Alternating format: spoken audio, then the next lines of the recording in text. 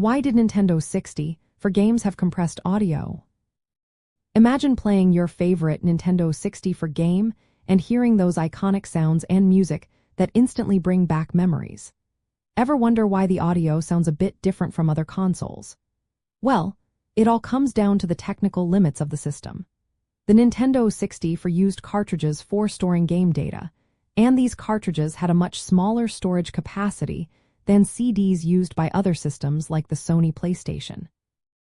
Cartridges for the Nintendo 60 ranged from just 4 megabytes up to 64 megabytes, while CDs could hold up to 650 megabytes.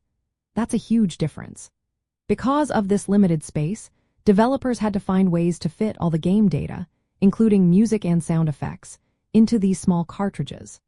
They used compression techniques to make the audio files smaller so they could include more content without running out of space.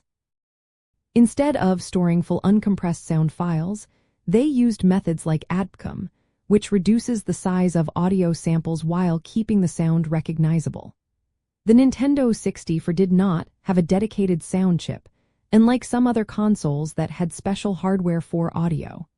Instead, it relied on the main processor and a coprocessor called the reality signal processor to handle sound. This meant audio data had to be processed in real time by the main system, which made efficiency even more important. Because of these hardware choices and storage limits, the audio often has a distinctive quality. It might sound a little echoey or less clear than CD quality sound, but it also gave the games a unique charm. This compressed audio style is part of what makes Nintendo 60 games feel nostalgic today. The sound design had to be creative within these constraints, leading composers to craft memorable tunes and effects that fit perfectly into the hardware's capabilities.